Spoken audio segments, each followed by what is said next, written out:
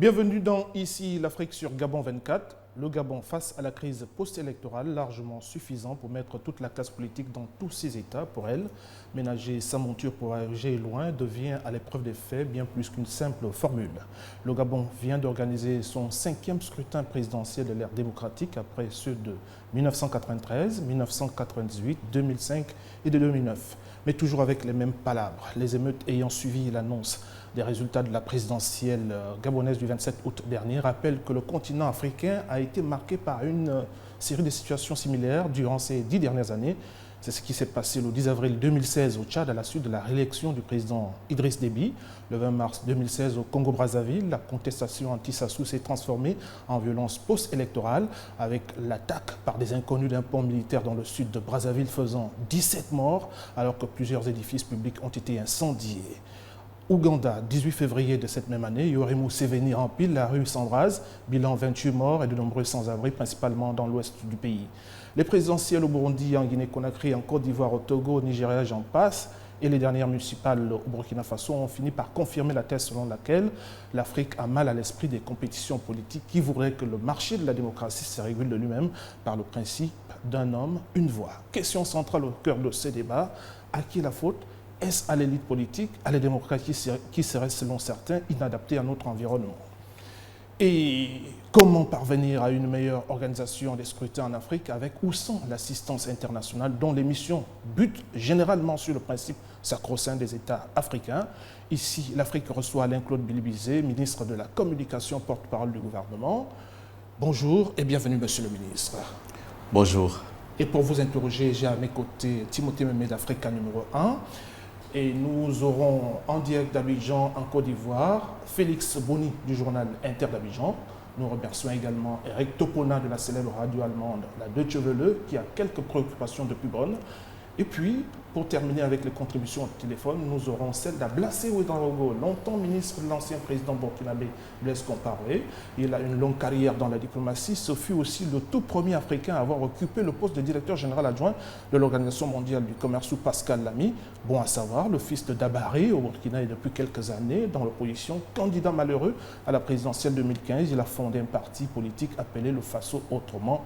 Voilà pour le décor des invités. Monsieur le ministre, fait pratiquement inédit, opposition et pouvoir s'accusent mutuellement de fraude au Gabon. Que cela vienne de l'opposition qui conteste la régularité d'un scrutin, ça n'étonne personne, mais que le pouvoir qui organise le vote crie à la tricherie, ça suscite des interrogations. Et du coup, au sein de l'opinion gabonaise, on se demande bien qu'est-ce qui pourrait bien expliquer le dépôt des mémoires de défense du camp Ali auprès de la Cour constitutionnelle. Je vous remercie. Vous savez, le monde n'est pas si manichéen que ça. Il n'y a pas d'un côté ce qui est noir, de l'autre ce qui est blanc. Même si dans l'histoire telle que l'Occident veut la raconter, il faut qu'il y ait le méchant pouvoir dictatorial africain face à la gentille opposition. En ce qui concerne le Gabon, c'est plus complexe que ça. Nous observons que l'opposition actuelle est constituée d'anciens barons du régime Omar Bongo, donc de ceux qui ont fait pendant très longtemps les victoires du parti au pouvoir. Et lorsque vous dites que le pouvoir organise l'élection, non, au Gabon, le pouvoir n'organise pas l'élection. L'élection au Gabon est organisée par un organisme indépendant appelé Sénap, qui est composé, comme vous le savez, à parité de la majorité de l'opposition. Cette composition de la Sénap, d'ailleurs, à parité, fait cause tort à la majorité parce que la majorité, en l'occurrence, avait un seul candidat, Ali Bongo, face à tous les autres candidats de l'opposition. Donc, dans les bureaux de vote, l'opposition était plus représentée que la majorité. C'est un fait. Ensuite, les accusations de fraude ne sont pas gratuites de notre part. Nous produisons des éléments de preuve qui montrent que M. Ping, qui du reste tient le discours le plus violent de l'histoire du Gabon, le discours le plus abject, le discours le plus fasciste de l'histoire de notre pays, M. Ping et les siens ont triché. Ils ont manipulé les procès-verbaux et ils se sont attribués une victoire qui ne leur est pas due et que le peuple gabonais ne leur a pas accordée. Voilà la réalité des faits. Ensuite, qu'est-ce qui justifie le dépôt par Ali Bongo et les siens d'un certain nombre d'éléments devant la Cour? D'abord, en réponse aux éléments déposés par M. Ping, mais nous apportons des éléments complémentaires et la Cour appréciera en toute indépendance la pertinence de nos arguments. Alors, on a constaté ces derniers jours les sorties de part et d'autre. C'est comme si la Cour constitutionnelle était aujourd'hui prise entre deux feux. Il y en a qui demandent l'irrécevabilité du recours introduit par le camp de Ping, et de l'autre côté, Ping qui dit à la Cour, vous avez entre vos mains la stabilité et l'instabilité du pays. Bon, d'abord, les médias et l'Occident ont failli être piégés par M. Jean Ping, qui annonce que son QG a été bombardé par hélicoptère. Son QG ne porte aucun impact de bombardement d'un hélicoptère. Personne n'a vu l'hélicoptère bombarder le QG de M. Ping. Et pourtant, la fable a été racontée en Occident et reprise dans les médias occidentaux. Donc son ambition à lui était de piéger l'Occident pour l'amener à intervenir militairement au Gabon. D'où M. Ping vous parle de 50 à 100 morts. Avouez que la marge est quand même grande, entre 50 et 100. Non, mais tout ça fait partie des mensonges de M. Ping, qui tout au long de la campagne électorale et tout au long de ce qu'on a appelé ici la crise, mais que moi j'appelle situation post-électorale, n'a cessé de s'adresser à l'Occident et a tenté de piéger l'Occident. Certains en Occident sont tombés dans ce piège-là, mais avec le recul, les gens se rendent compte qu'au Gabon, c'est plus complexe que ça. Et que M. Ping est une menace pour le Gabon. C'est un réel danger pour la stabilité du pays. Et les yeux n'ont parlé. Au lieu de menacer... Est-ce que ce n'est pas exagéré de le dire? Je n'exagère rien. Lorsque un candidat, parce que M. Ping n'est qu'un citoyen gabonais, fut-il candidat, lorsqu'il peut menacer la plus haute juridiction du pays, qui est responsable, selon la Constitution, du bon fonctionnement des pouvoirs publics, de la stabilité des pouvoirs publics, lorsqu'on arrive à la menacer, qu'est-ce que ça veut dire? Ça veut dire que M. Ping tente d'installer un régime de la terreur avant même d'avoir l'onction des Gabonais, qu'il n'a pas. Une question de Timothée Mémé. Monsieur le ministre, le camp de M. Ping a triché, selon vous. Pourquoi est-ce que, selon moi, selon les faits.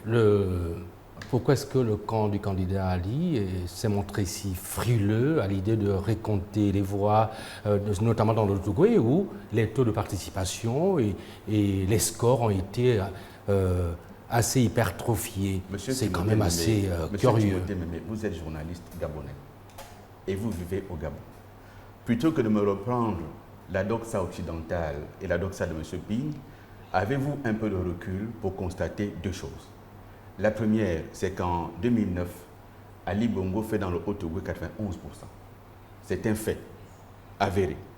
La seconde chose, c'est que Ali Bongo est en progression dans tout le pays pour cette élection. Dans toutes les provinces, y compris là où il a été battu, il fait mieux qu'en 2009. Donc il n'y a rien d'extraordinaire à ce que Ali Bongo fasse 95% dans son fief politique. Du reste, pourquoi n'interroge-t-on pas les scores extraordinaires de M. Ping dans certaines zones du Gabon, à Bitam, à Omboué, où il fait plus de 100% dans les bureaux de vote? Pourquoi est-ce qu'on n'interroge pas ça? Il vous tient sur un détail, Monsieur le ministre. Il dit que le nombre de votants est plus élevé que le nombre d'inscrits. Ce n'est pas vrai du tout. Ceci est une affabulation. Ce n'est pas vrai du tout. Du reste, Ali Bongo n'organise pas le scrutin. Et donc, ils ont saisi la Cour constitutionnelle. Et la Cour constitutionnelle a ses règles de fonctionnement. Et nous irons devant la Cour en audience publique et on va démontrer, comme ça a été le cas lorsqu'ils ont saisi la Cour, s'agissant de l'évaluation de la candidature d'Ali Bongo, que ces messieurs, dames racontent des choses qu'ils sont incapables de prouver. Donc, ne venez pas nous reprendre sur le plateau toute la phraséologie que M. Ping veut mettre dans la bouche des journalistes.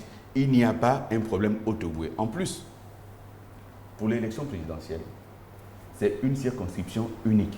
C'est le pays entier qui est une seule circonscription. Donc, il n'y a pas la circonscription au Togo qu'on oppose à une autre circonscription. C'est le Gabon qui a voté. Ce sont les Gabonais qui ont voté. Pour ce qui est du recomptage des voix, comme vous le dites, premièrement, il n'y a aucun texte qui le prévoit. Deuxièmement, si la Cour en décide ainsi, il faudra recompter sur l'ensemble du pays et la Cour décidera. Nous n'avons aucun problème avec ça. Nous disons simplement, nous amenons devant la Cour les éléments qui sont ceux de la CENAP et la Cour appréciera. Voilà, justement, une question avant de prendre Félix analystes, pour certains observateurs, il se trouve que le président de la Cour constitutionnelle se trouve être une des proches du candidat Ali Bongo, et que par conséquent, il n'y aura forcément pas transparence ou encore régularité dans le contentieux qui lie le candidat Ali Bongo au candidat Ping et la communauté internationale. Enfin, certaines voix estiment qu'il est certainement question de mettre en place une sorte de tribunal international, une sorte de tribunal international, c'est-à-dire des gens qui viendraient... un arbitrage international. Un arbitrage international. Je ne sais pas si vous mesurez la force des mots, la force des termes que l'on emploie.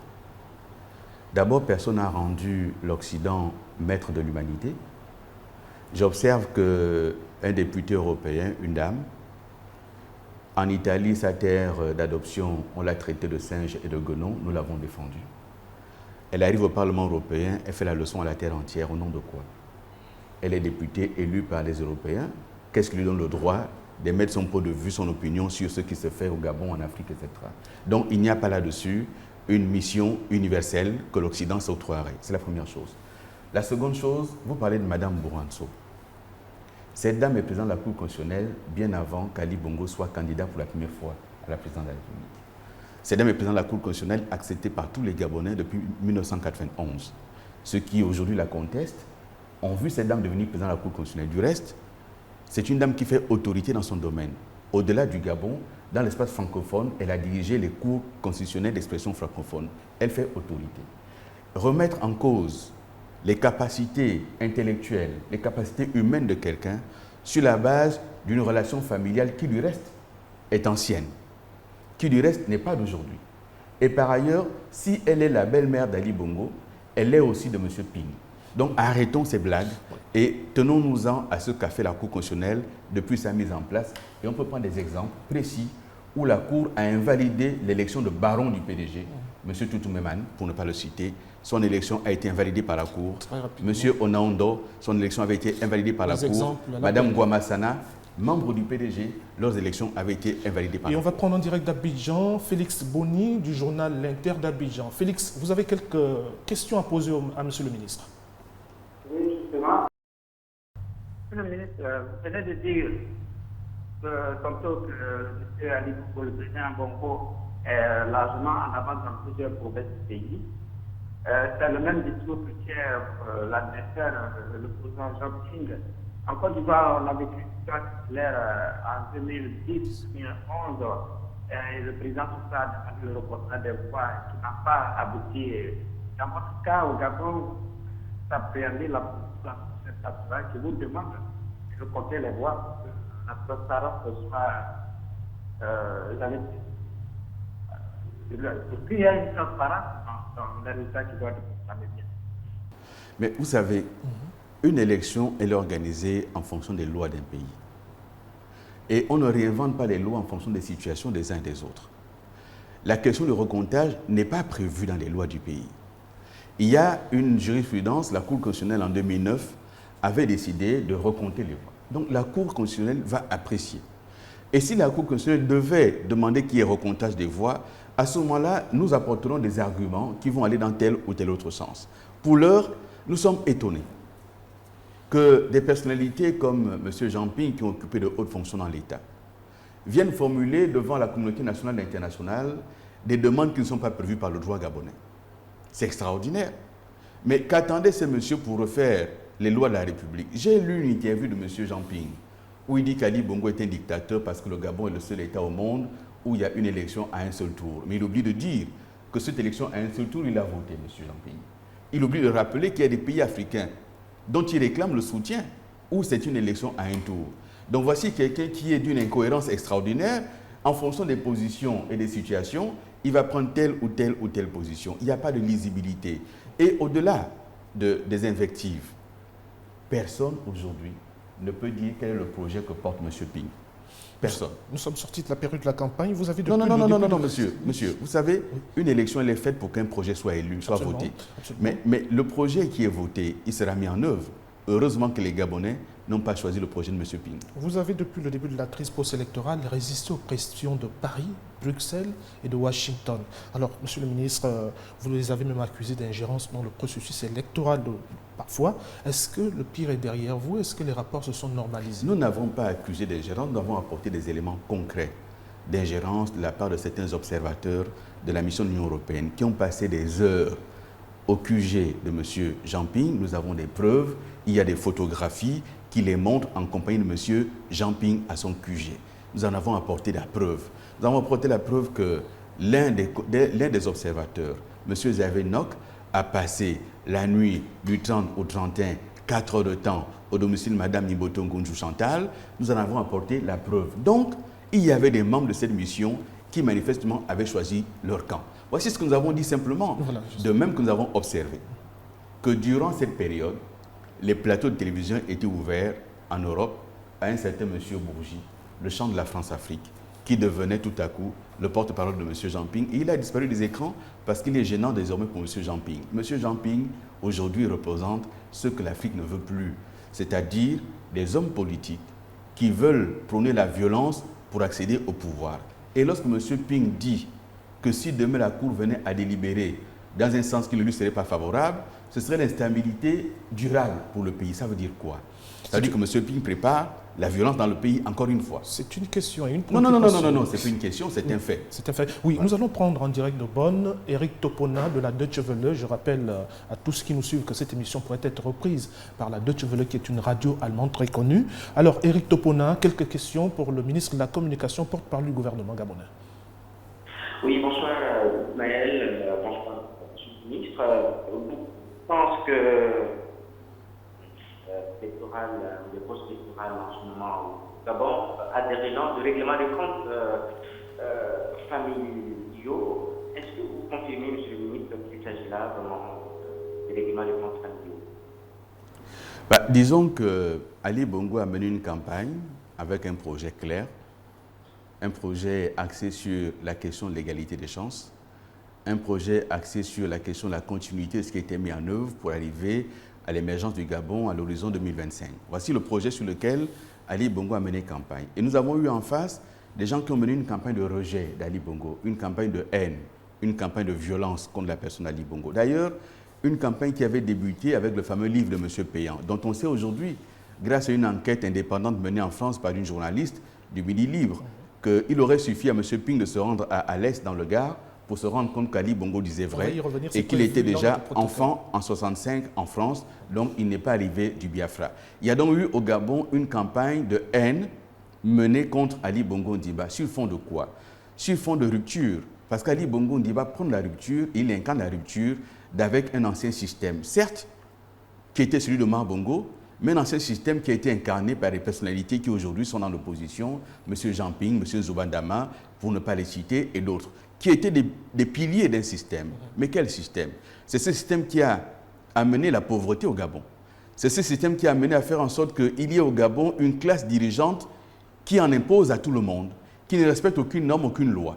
Donc d'avoir mis un terme à ça, et notamment aux mallettes qui partaient des palais présidentiels de Libreville pour aller dans des domiciles privés ou en Europe, d'avoir mis un terme à ça, ça justifie aujourd'hui qu'il y ait cette campagne de haine, cette guerre, cette revanche contre Ali Bongo, mais le peuple gabonais n'a pas été dupe.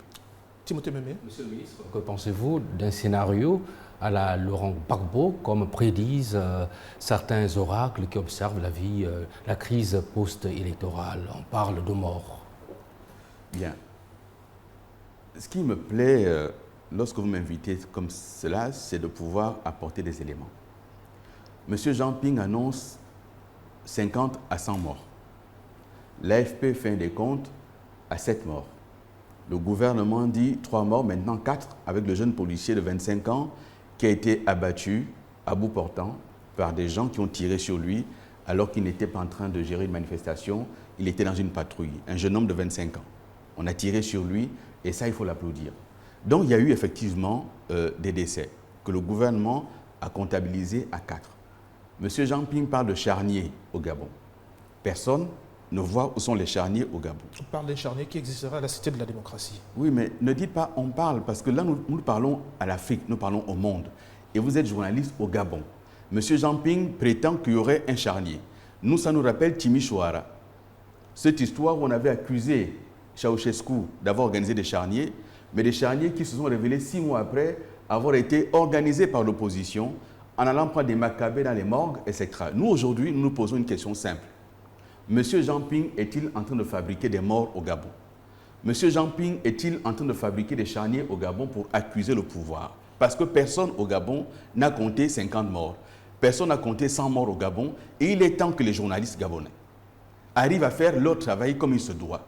La Cité de la démocratie est ouverte. Allez vérifier. Allez rechercher ces charniers aujourd'hui, avant que demain, on aille les fabriquer, les provoquer, pour ensuite accuser Ali Bongo. Je suis désolé, messieurs. Cela fait 7 ans qu'Ali Bongo est président de la République.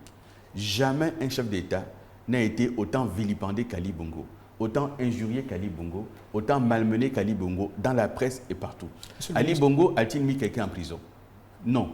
Y a-t-il eu quelqu'un qui a disparu sous le régime d'Ali Bongo pendant 7 ans? Non. D'où viennent ces accusations que porte M. Jean Ping et que personne n'arrive à contredire? Je vois M. Blessé Ouedraogo qui a fait d'impatience au téléphone. Monsieur, on arrive à vous. Monsieur le ministre, qu'il y ait un seul mort ou plus, c'est quand même beaucoup pour notre pays. Mais personne n'a dit le contraire, monsieur. Oui, non, personne n'a dit le contraire. Non, attendez. Attendez. Est-ce que les enquêtes ont prouvé quelque chose Non, attendez, rétablissons les faits. Il n'y a pas eu de mort dans la répression d'une marche de l'opposition. Il y a eu des morts dans la question des pillages, de l'incendie des bâtiments publics qu'il y a eu. Et jusqu'à présent, personne ne sait dans quelles circonstances ces gens ont trouvé la mort. Je rappelle que les manifestants étaient armés. Je rappelle qu'ils ont pillé des magasins. Nul ne sait si quelqu'un s'est défendu dans les pillages qu'il y a eu. Donc le temps de l'enquête révélera. Mais ces gens-là ne sont pas morts dans une répression par les forces. Je crois que nous avons M. Ablassé Ouedraogo au téléphone. M. Ablassé Ouedraogo, bonjour. Oui, bonjour M. Ablassé Ouedraogo. Voilà, la situation post-électorale du Gabon relance le débat d'éternelle contestation du jeu politique en Afrique. Êtes-vous d'avis avec ceux qui pensent qu'il est temps pour l'Afrique de créer son modèle démocratique?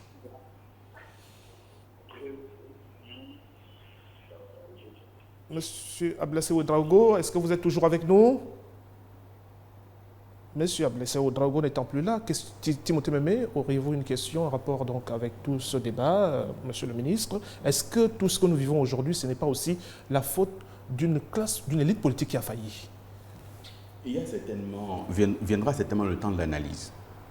Mais au-delà de l'élite politique, il y a tout l'environnement. Les hommes politiques, les médias, tout le monde, les citoyens. Il y a certainement des choses à revoir. Mais le président de la République a indiqué, bien avant l'élection, il a redit au lendemain de l'annonce de sa victoire qu'il allait pouvoir réunir la classe politique pour discuter de ces questions-là. Il y a sûrement des choses à faire évoluer. Il y a certainement des choses à améliorer dans notre modèle démocratique, mais je ne suis pas certain que face à la mauvaise foi, on puisse trouver des vaccins. Lorsque des gens sont déterminés à prendre leur revanche coûte que coûte, à mettre les gens dans la rue et à refuser le jeu des institutions de la démocratie, je ne sais pas ce qu'on peut contre la mauvaise foi. Timothée Mémé. Et pourtant, monsieur le ministre, l'opposition a toujours réclamé cette sorte de débat politique. Laquelle opposition? Enfin, l'opposition traditionnelle et l'opposition virtuelle ou situationniste, comme vous voulez. Oui, mais le débat a eu lieu. Et lorsque le Conseil national de la démocratie a déposé sur la table du chef de l'État les conclusions du débat appelant à un dialogue politique, nous étions à quelques mois de l'élection présidentielle. Le président de la République a donc estimé qu'à quelques mois de l'élection, il n'y avait ni la légitimité nécessaire, ni le temps nécessaire pour arriver à ces discussions qui allaient nécessairement aboutir à des révisions constitutionnelles. Or, on ne pouvait pas réviser la Constitution en année électorale. Donc, il a demandé à ce que le débat ait lieu après la présidentielle. Et quel qu'ait été le résultat, aujourd'hui, il se trouve que c'est lui qui a été élu et M. Ping comptait sa victoire. Une fois qu'on aura soldé cela, il mettra en mouvement les mécanismes pour arriver à ces discussions, à ces débats. Il faut améliorer la gouvernance dans notre pays, il faut améliorer le schéma politique du pays, il faut tout améliorer, mais en associant les uns les autres à la réflexion. Mais il est ouvert à ça. Il n'a jamais fermé le débat. Monsieur le ministre, il nous reste 3 minutes pour conclure ce débat. On l'a entendu tout à l'heure, Ali nigérian, Ali gabonais. Finalement, le débat vient d'être relancé par les révélations du journal français Midi Libre qui affirme que le chef d'État gabonais est bien gabonais. Votre commentaire? C'est vrai que vous avez déjà avancé cela. Écoutez, il se trouve qu'Ali Bongo l'a toujours affirmé. Il se trouve qu'en novembre 2014, il m'a envoyé en France. Et je me suis rendu à l'Est. Je n'ai pas pu rencontrer la fille de Mme Perret que je voulais voir, que je voulais rencontrer. Mais Ali Bongo a toujours affirmé qu'en 1965, suite au coup d'État de 1964, à la demande du président Léomba, le président Omar Bongo, qui n'était pas encore président de la République, l'avait envoyé finalement en France, à l'Est, où existaient déjà d'autres enfants de familles gabonaises. Famille Mba, famille Fanguinoveni, famille Thiel, où il a appris. Il a toujours cité des témoins de ceux qui ont été là-bas avec lui. Et ces témoins au Gabon se sont exprimés. Ils ont parlé, mais leur voix n'a pas été entendue parce que la haine développée par les uns et les autres était plus forte que tout. Et que M. Péan, aujourd'hui, ait l'outrecuidance de nous dire « Ah, mais tiens, c'est bizarre ce que vous dites, mais en cause mon enquête. » Mais Péan n'a jamais été à l'Est. Péan n'a jamais été à Nantes. Il a dit avoir été au Biafra. Qu'entendez-vous faire de Péan? Mais il y a déjà des plaintes qui ont été déposées contre M. Péan. Il y en aura d'autres. Mais il n'y a pas que Péan. Il y a tous ceux qui, au Gabon, continuent à entretenir ce débat délétère qui vont devoir en répondre. Que ce soit des hommes de médias, que ce soit des hommes politiques, il faut arrêter avec ça. Des Gabonais, même de bonne foi, même de bonne volonté, ont voté contre Ali Bongo en se disant « ce type n'est pas Gabonais, c'est un Biafrais, on ne peut pas voter pour lui ». Donc, contre une invention, contre de l'imaginaire. On a lutté contre l'imaginaire dans cette campagne électorale. On a lutté contre les forces du mal dans cette campagne électorale. Il faut bien que le bien et la vérité retrouvent droit. Et Péan, Bourgi, seraient-ils des nostalgiques ou les derniers verrous d'une certaine France-Afrique? Péan et Bourgi ont été achetés. Ils ont été payés pour faire un travail parce que M. Bourgi, c'est celui qui a l'on de chèque pour qui il va chanter. Et moi-même, j'ai révélé que M. Péan avait demandé à l'État gabonais 10 millions d'euros pour ne pas sortir son livre. J'ai des traces Internet, des traces mail, des échanges que j'ai eus avec M. Péan, avec M. Takedine, avec leur avocat qui a demandé cet argent. Nous l'avons révélé et malheureusement, la haine a été plus forte que la vérité. Et là, les forces du mal ont agi. Mais Dieu existe et Dieu rétablit toujours la vérité. Ainsi se referme cette émission qui était consacrée à la crise post-électorale ou situation post-électorale du Gabon. Merci à vous de nous avoir suivis. Désolé pour ceux qui attendaient M. Ablassé Ouedraogo au téléphone. Pour des raisons techniques, on n'a pas pu l'avoir en direct du Burkina Faso. On se retrouve dans quelques jours sur Gabon 24.